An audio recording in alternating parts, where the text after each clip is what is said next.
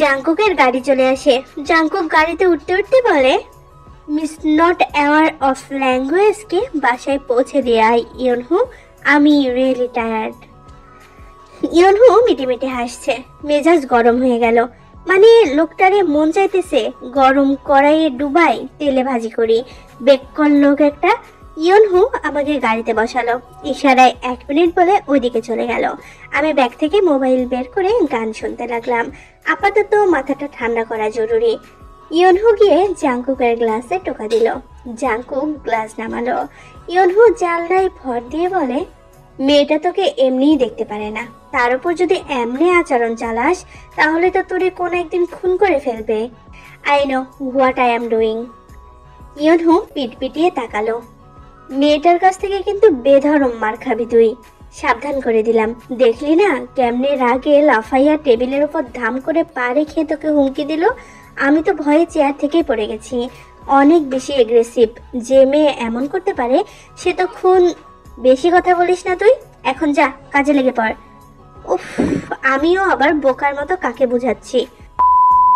আমি গাড়িতে বসে গান শুনছি। ইয়নহু এসে বসলো। গাড়ি স্টার্ট করতে করতে বলে, জাংকুককে কেমন লাগলো? ইজ হি অসম? আমি আর চোখে তাকালাম। আপনি জাংকুক নাকি ইয়নহু? ইয়নহু। কেন? জাংকুক একটা একটা উফ, মোট কথা I hate him for ever. Okay, movie দেখতে যাবা? কিসের মুভি? কেমন মুভি? কোন মুভি পছন্দ করো? সব ধরনের। অপছন্দের মুভি নেই? ভূতের? ও আচ্ছা। কাছাকাছি একটা সিনেমা হলে আমরা নামলাম। লোকজন অনেক। আমাকে নিয়ে ইয়নহু লম্বা লাইনের পাশে দাঁড়ালো। আমাকে বসিয়ে সে ইশারায় 2 মিনিট দেখিয়ে কোথায় যেন চলে গেল। নিশ্চয়ই লাইনে দাঁড়িয়েছে। ওয়াও, ইয়নহু কতটা চিন্তাশীল আর মেয়েদের প্রতি রেসপেক্টফুল। আমাকে ভিড়ের মাঝে দাঁড় না করিয়ে একপাশে বসিয়ে রেখেছে। নিজে গিয়ে লাইনে দাঁড়িয়েছে মনে হয়। ইয়নহু আসলে অনেক ভালো, আমার অনেক কেয়ার করে। মেবি মনে মনে এসব ভাবছি আর লজ্জা পাচ্ছি। এমন সময় ইয়নহু এসে আমার কাঁধে ভর দিয়ে দাঁড়ালো। আমি পাশে তাকিয়ে দেখি ইয়নহু তার হাতে 2টা টিকিট নিয়ে আমার কাঁধে ভর দিয়ে দাঁড়িয়ে আছে। আমি অবাক হয়ে গেলাম, কেননা লাইনটা কত বড় আর ইয়নহু 1 মিনিটের মাঝে টিকিট জোগাড় করে ফেললো। ব্যাপার কি এত দ্রুত? চুরি করতে আর কতক্ষণ? আমি গোল গোল চোখে ইয়নহুর দিকে তাকালাম। কি, এখানেও চুরি? যেটা তুমি শুনেছো সেটাই। বাই দা ওয়ে, চলো বলে আমার পিঠে একটা বাড়ি দিল। আর একটুর জন্য মনে হয় আমি পড়ে যাইনি। আমি চোখ কটমটিয়ে ইয়নহুর দিকে তাকালাম। ওর চেহারায় কোনো গিল্টি ফিল নেই। চেহারা বলতে কি, খালি চোখ দুটোই দেখা যাচ্ছে। একটু আগে আমি ভাবছিলাম ইয়নহু কেয়ারিং, সে তো আস্ত একটা ডাকাত। ভাবতেছিলাম সে মেয়েদের প্রতি রেসপেক্টফুল। এখন দেখি সে ধাক্কা দিয়েই কোনদিন আমাকে মেরে ফেলবে। অপ্রত্যাশিত কাজ। মন চাইতেছে ঘুষি দিয়ে নাক ফাটাই ফেলি। ইয়নহু আমার হাত ধরে সিনেমা হলে টেনে নিয়ে গেল। 3rd সারিতে মাঝের সিটে গিয়ে বসলাম। তো কি মুভি দেখছি আমরা?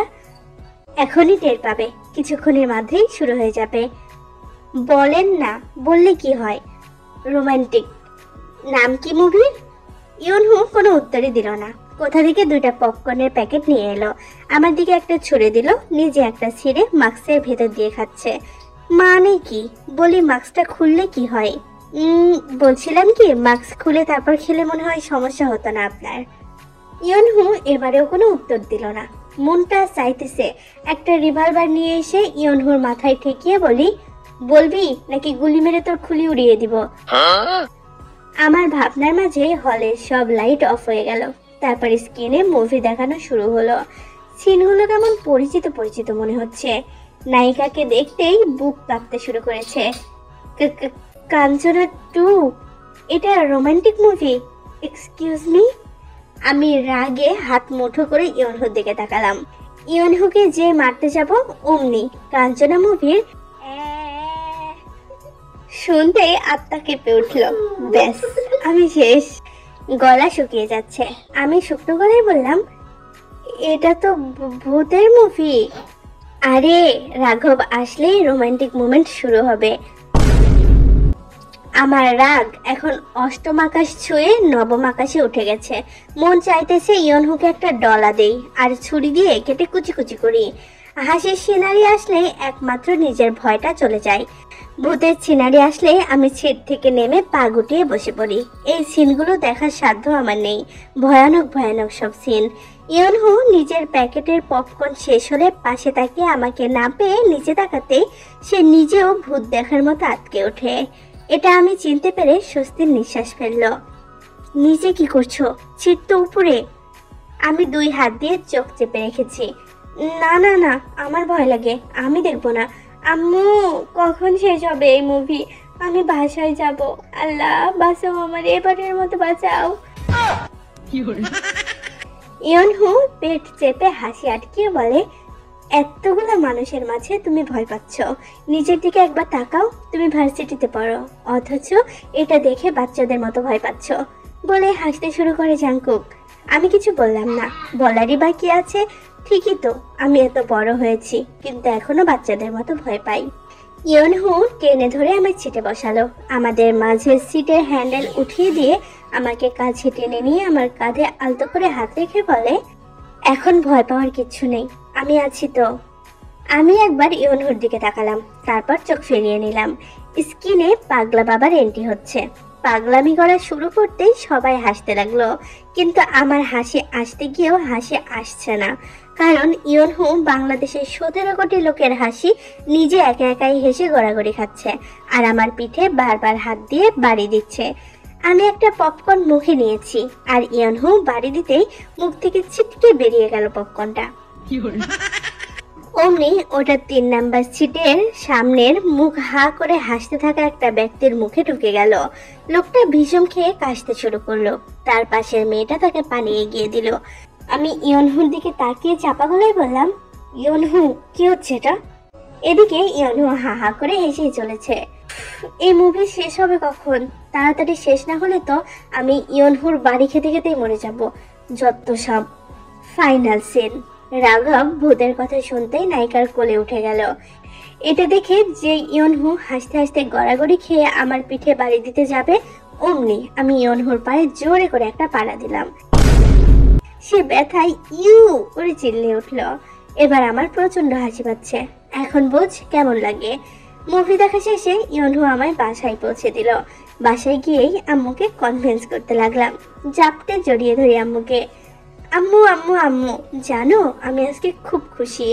জানি না তুমি খুশি হবে কিনা, কিন্তু আমি ইয়ঙ্গি স্যারের স্টার স্টুডিওতে ডিজাইনার হিসেবে জব পেয়েছি। আম্মু পেঁয়াজ কাটছিল। আমার কথা শুনে পেঁয়াজ কাটা বন্ধ করে আমার দিকে তাকালো। আম্মুর চোখে পানি। এটা কি আবেগে নাকি পেঁয়াজের জন্য নাকি অন্য কিছু? নিশ্চয় আম্মু এখন বকা দিবে, কেঁদে কেঁদে বলবে, এই জন্যই বুঝি তোকে জন্ম দিয়েছিলাম, এই দিন দেখানোর জন্য। আমি জানি তুমি অনেক ডিসঅ্যাপয়েন্টেড। আম্মু আমার মাথায় হাত বুলিয়ে দিয়ে বলে, না না, তুমি যা করবে তাতেই আমি খুশি। স্টার স্টুডিওতে জব পাওয়া সোজা কথা না রে মা। এখানে শুধুমাত্র মোস্ট ট্যালেন্টেড পার্সনরাই যেতে পারে। আর স্টার স্টুডিওর মাধ্যমে অনেক সুপারস্টার হয়েছে। আমি জানি তুমি মনে মনে ভাবছো আমি হয়তো রাগ করেছি এই ভেবে যে আমি তোমাকে ডাক্তার হতে বলেছিলাম, কিন্তু তুমি জব পেয়েছো ফ্যাশন ডিজাইনিং এর। সমস্যা নেই, তবে এটা জেনে রাখো, তুমি যেটাই করো না কেন সেটা অবশ্যই মনোযোগ দিয়ে করবে। তোমার যদি মনে ডাক্তার হওয়ার ইচ্ছে না থাকে তবে তুমি সুযোগ পেলেও হতে পারবে না। তোমার মন যখন চেয়েছে ফ্যাশন ডিজাইনার হতে, সেটাই হও। সবসময় নিজের মনকে ফলো করো, বুঝলে মামনি? আমি আম্মুকে জোরে জড়িয়ে ধরে বললাম, thank you thank you thank you thank you আম্মু, you are the best mom in the whole wild world. আম্মু আবার পেঁয়াজ কাটায় মনোযোগ দিয়ে বলে, হ্যাঁ হ্যাঁ বুঝেছি, কিন্তু একটা কথা বলে রাখি, যদি এতে পড়াশোনার কোনো ক্ষতি হয় তবে এই জব তোমাকে ছাড়তে হবে বলে দিলাম। মানুষ ভার্সিটি লাইফ শেষ করে জব খুঁজে, আর এই মেয়ে ভার্সিটিতে ঢোকা মাত্রই জব পেয়ে গিয়েছে, সবসময় আজাইরা কাজ করে বেড়ায়। আমি মনে মনে হাসতে হাসতে রান্নাঘর থেকে বেরিয়ে এলাম। একটু আগে কেমন অনুপ্রেরণা জাগাচ্ছিল, আর এখন ধমকাচ্ছে। আম্মু যে নিজেও অনেক খুশি সেটা বুঝতেই দিচ্ছে না। বোকা আম্মু, আমি কিন্তু বুঝে গিয়েছি তুমি অনেক খুশি। দেখো, তোমার মেয়ে অনেক বড় একজন ফ্যাশন ডিজাইনার হবে। রাতে তো আমার ঘুমই হয়নি, কে জানে কাল কি অপেক্ষা করছে আমার জন্য। পরের দিন সকাল 8:30টার দিকে বেরিয়ে গেলাম কাজের উদ্দেশ্যে। যেতেই ইয়ঙ্গি স্যারের সাথে দেখা। উনি আমাকে কাজ বুঝিয়ে দিলেন, সাথে এটাও বললেন, তোমার যেহেতু কাজের প্রোগ্রেস অনেক ভালো, তাই আমার মনে হয় তোমাকে বসিয়ে রেখে লাভ নেই, নতুন কাজ দিয়ে দিই। একটা মজার কথা শুনবে, এটা স্টার স্টুডিওর ইতিহাসে প্রথম। যাই হোক, এবার কাজের কথায় আসি। তুমি নিশ্চয়ই ওয়ান্ডার রেড ব্যান্ডের নাম শুনেছ? ও মা, না শোনার কি আছে, আমার প্রিয় ব্যান্ডের মধ্যে একটা, প্রত্যেকটা গান আমার মুখস্থ। ফ্যান্টাস্টিক। তুমি আইইউ ইয়াসমিনের ড্রেস ডিজাইন করবে। তোমার ড্রেস পছন্দ হলে বাকি 3জন সদস্য তোমার ড্রেস পরবে। আচ্ছাতে, যদি তুমি ফ্রি হও তবে আমাকে একটা ড্রেস ডিজাইন করে দিও, ওকে? আর সেটা অবশ্যই টাইম পেলে, নিজের কাজ এবং পড়া শেষ করে। আমি মাথা নাড়িয়ে সম্মতি জানালাম। ও হ্যাঁ, আরেকটা কথা বলতেই ভুলে গিয়েছি। আইইউ ড্রেসের মেজারমেন্ট, পছন্দের কালার আর বডির সাইজ সম্পর্কে এই সকল ইনফরমেশন এই ফাইলে আছে। 4 দিন পর আইইউর গান রিলিজ হবে। ভিডিও শুটিংয়ের সময় তুমিও সেখানে থাকবে কিন্তু। বলেই চলে গেল ইয়ঙ্গি স্যার। আমি অনেক খুশি, প্রথম দিনেই আমার প্রিয় ব্যান্ডের ড্রেস ডিজাইন করব। আমি ফাইল নিয়ে নিজের ডেস্কে বসলাম। আমার পাশের ডেস্কে মেয়েটা বলে, হাই, আমি ইয়ঞ্জুন। তোমার নাম কি? তেহিয়ং। Nice name. শুনলাম তুমি নাকি আর্ডিকেট ইউনিভার্সিটির সেকেন্ড ইয়ারের স্টুডেন্ট। আর তুমি? ওয়াও, এই বয়সে এত মেধা। ইভেন ইয়ঙ্গি স্যার নিজে তোমায় চুজ করেছে। ও হ্যাঁ, আমি ইউনিভার্সিটি লাইফ শেষ করে এসেছি, এলআর ইউনিভার্সিটি থেকে। তুমি আমার জুনিয়র, বাট ইটস ওকে। পাশের ডেস্কের মেয়েটা আমার দিকে চেয়ার ঘুরিয়ে বলল, শুনলাম তুমি নাকি ইয়নহুকে বাধ্য করেছো স্টুডিওতে জব দেওয়ার জন্য। আজকালকার মেয়েরাও দিন দিন নষ্টের পথে যাচ্ছে, জুনিয়র হয়ে সিনিয়রকে ব্ল্যাকমেল করে। মনে রাখো, এই জব তুমি সহজেই হারাবে, জোর করে কোনো কিছু পাওয়া যায় না। হানসুহি, এসব কি বলছো? বইয়ের কভার দেখে তুমি বইটাকে খারাপ বলতে পারো না। তেহিয়ং, তুমি হানসুহির কথায় কান দিও না, সে তোমার প্রতি ঈর্ষা বোধ করছে। হ্যাঁ, মানুষের চোখে সবার আগে বইয়ের কাভারটাই পড়ে। সো অ্যাজ এ হিউম্যান আমি প্রথমে খারাপ বলতেই পারি। আর ফ্যাশন ডিজাইনিং করতে ধৈর্য লাগে আর লাগে ক্রিয়েটিভিটি, সেটা ওর মাঝে আছে নাকি সন্দেহ। এখানে সবাই অনেক এক্সপেরিয়েন্ট, আর তুমি হলে মাত্র ভার্সিটির সেকেন্ড ইয়ারের স্টুডেন্ট। আর স্টার স্টুডিওতে জব পাই শুধুমাত্র ট্যালেন্টেড মানুষরা। হানসুহি, যাই হোক তে, তোমাকে স্যার কি কাজ দিয়েছে? ওয়ান্ডার রেড ব্র্যান্ডের আইইউ ইয়াসমিনের ড্রেস ডিজাইন করতে দিয়েছে। ওয়াও, কংগ্রেচুলেশনস, প্রথম দিনে এত বড় জব, শুভকামনা রইল। হানসুহি তাচ্ছিল্যের হাসি হেসে বলে, অতি দ্রুত চাকরি হারানোর জন্য শুভকামনা রইল বলে সে নিজের কম্পিউটারে খটাখট কি যেন টাইপ করতে ব্যস্ত। ইয়ঞ্জুন আমাকে আশ্বাস দিয়ে বলল, ওর কথায় কান দিও না, তুমি তোমার কাজ চালিয়ে যাও, সাফল্য অবশ্যই আসবে। আমি মাথা নাড়িয়ে নিজের কাজে মনোযোগ দিলাম। অতি দ্রুত আমার মনোযোগ উঠে গেল। এভাবে কাজ করা যায় নাকি? আমি উঠে দাঁড়ালাম। হ্যাঁ, এখনই মনোযোগ উঠে গিয়েছে। আমি তাতে কর্ণপাত না করে উঠে গিয়ে ইয়ঙ্গি স্যারের কেবিনের দরজায় নক করলাম। ভেতরে আসতে বললে ভেতরে গেলাম। স্যার, একটা রিকোয়েস্ট ছিল। ইয়ঙ্গি ফাইল ঘাঁটতে ঘাঁটতে বলে, বলো। আমার জন্য একটা খালি স্টোর রুম হবে। ইয়ঙ্গি মুচকি হেসে ফাইল থেকে চোখ তুলে আমার দিকে তাকালো। শিওর, আমি জানি তুমি কি চাইছো। তুমি আসলে ইউনিক, আই ক্যান টেল। ওকে, আমি এক্ষুনি ব্যবস্থা করে দিচ্ছি। একজন স্টাফ এসে আমাকে একটা স্টোর রুম দেখিয়ে দিল, বেশ ধুলোবালি ভেতরে। আমি রুমটা পরিষ্কার করতে করতে দারুণ একটা ডিজাইন মাথায় এলো। বালু যেভাবে ছড়িয়ে ছিটিয়ে আছে একটা ড্রেসের ওপর সেভাবে স্টার শেপড গিটার ছড়ালে কেমন হয়? একটা ডলও পেয়ে গেলাম। আর কি লাগে? শুরু হয়ে গেল আমার ড্রেস ডিজাইন করা। ইনফরমেশন ফাইল আনতে নিজের ডেস্কে গেলে হানসুহি আমাকে দেখে বলে, ইউটিউব দেখে কপি মেরো না আবার, কপিক্যাটরা সবার আগে ফায়ার হয়।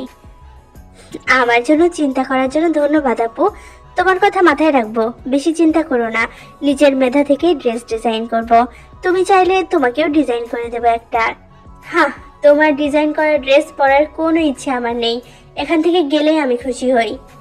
আমি কাজ ঝাঁকিয়ে চলে এলাম। এই কথায় কান দিলে আমার কাজ কমপ্লিট হবে না। কাজ করতে করতে বিকেল হয়ে গেল। হঠাৎ স্টোর রুমের দরজায় নক করতেই আমি চোখ তুলে তাকিয়ে দেখি মাস্ক পরা একটা লোক দাঁড়িয়ে। আমি নিজের কাজে মনোযোগ দিলাম। হঠাৎ লোকটা আমার চুলের ঝুঁটি খুলে দিল। বাবা, মিস বরবটির কি মনোযোগ! এই যে চোর মশাই, কি সমস্যা আপনার? আমাকে কাজ করতে দিচ্ছেন না কেন শুনি? ঘড়ির দিকে তাকান মিস বরবটি, আপনার ভার্সিটি টাইম। আমি ঘড়ির দিকে তাকাতেই চক্ষু চড়ক গাছ। আই হাই, ভার্সিটির টাইম হয়ে গিয়েছে। হাত থেকে সুই আর সুতার কৌটাটা নিচে পড়ে গেল। ব্যাগ নিয়ে দৌড় দিতে গেলে ইয়নহু হাত দিয়ে ব্যাগ ধরে ফেলে। ওয়ে, স্লো ডাউন, চুল খোলা রেখে যাওয়া যাবে নাকি? সুই সুতা উঠিয়ে রাখো। আমার মতো নিষ্পাপ ছেলের পায়ের নিচে পড়ে যদি জুতো ফুটো হয়ে যায়। আমি ইয়নহুর হাত থেকে নিজের ব্যান্ড কেড়ে নিয়ে চুল বাঁধতে বাঁধতে সুই সুতা উঠিয়ে রাখলাম। হ্যাঁ, নিষ্পাপ। আর আপনি খুবই হাস্যকর। চুরি ডাকাতি করে বেড়ান আর নিজেকে নিষ্পাপ দাবি করেন। তো আমি কি করলে তোমার কাছে মনে হবে যে আমি নিষ্পাপ? আমাকে ভার্সিটিতে পৌঁছে দিয়ে আসুন। ইয়নহু হাসতে হাসতে বলে, yes my lady, very clever.